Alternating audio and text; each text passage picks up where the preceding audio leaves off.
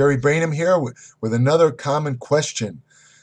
This one really beguiles a lot of bodybuilders who worry about. I remember interviewing when I worked for Joe Weider years ago. One of my standard questions when I interviewed elite bodybuilders was how much aerobics do you do when you're training for a contest?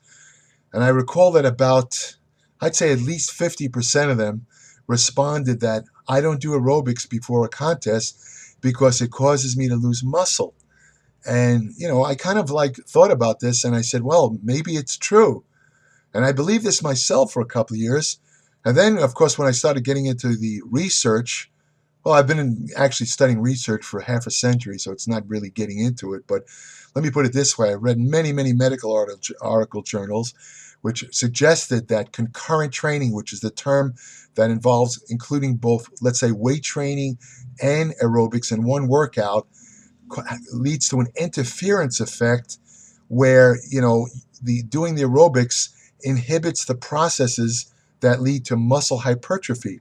Now, without going into a lot of detail, most of this involves the fact that aerobics tends to increase a protein enzyme called AMPK.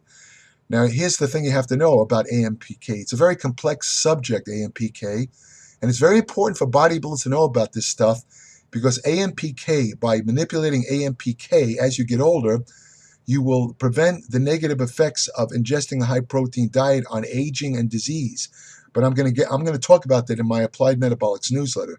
Way, way too complex to talk about in a video.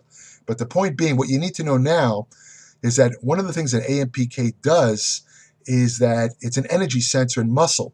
So what it's concerned about is supplying energy to a muscle that shows low energy muscle stores, such as depleted glycogen.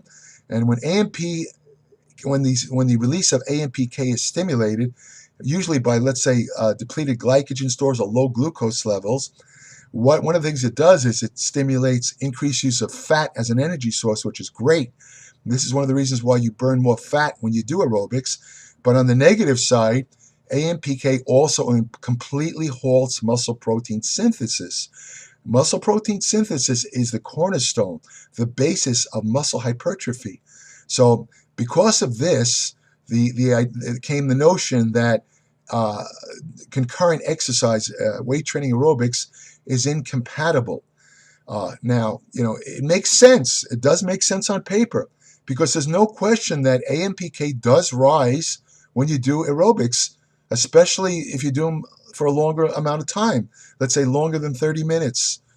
The AMK will definitely rise, and it definitely does blunt muscle protein synthesis. But here's the problem. There's been a number of studies that looked at this more carefully, and what they discovered now is that the notion that concurrent training inhibits muscle growth is false. It just doesn't happen. Again, the reasons are a little bit too complex to explain here, but suffice to say that you can do your aerobics after you do your weight training, but what I would suggest is not to do more than 30 minutes in one shot, or your other option is to do high-intensity interval training where you can do 20 minutes and get the same benefit of cardiovascular and fat loss as you would get from 60 to 90 minutes of steady state aerobics. So if you do it that way, you won't have any problem with gaining muscle size. The one, caveat that I would suggest, and I kind of follow this myself, because the final word isn't in yet, I would say the legs are the one muscle you have to be careful about. I would suggest not doing aerobics directly after leg training because, again, you've just trained your legs. They're in a kind of state of increased muscle protein synthesis after you complete your workout. I mean, why take the chance of doing anything that could possibly interfere with that?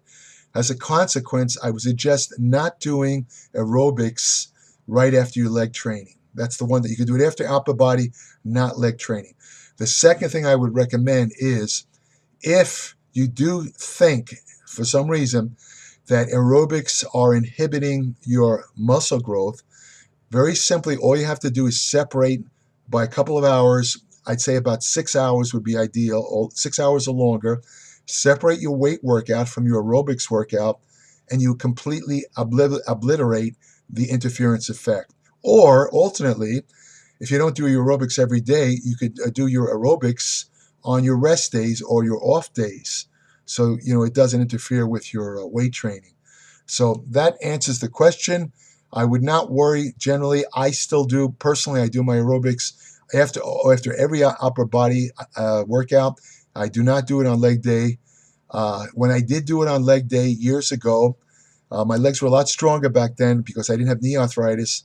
I can tell you that the studies claim you won't get bigger and stronger if you do aerobics after weight training, but that doesn't explain how I was able to use up to 650 pounds in squats, and my thighs were probably about 29, 30 inches. I admit they're sticks now because I can't use any weight anymore.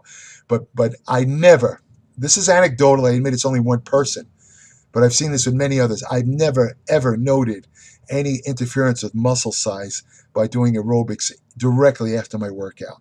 But again, if you're worried about it, use the techniques I mentioned, and you'll find much. I've had 2 articles going into great detail about the science behind concurrent training in my Applied Metabolics newsletter. They're available to any subscriber. You can check them on the online archive.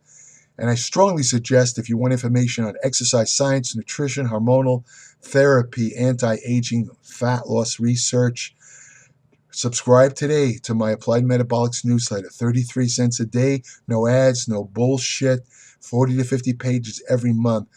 Pure science, no lies, no ads. I'm not trying to sell you anything. What you find in my newsletter, you will not find anywhere else. I promise you that. You will learn a lot. Take care. And you look at Ronnie and me competing, we're completely different also, but that was a winning physique. So I don't think it really matters. I think it's in the eye of the beholder and the judges themselves. It's interesting now that the look that I kind of had is more favorable in these years of competitions, almost like I was out in the wrong era of competing or whatnot. So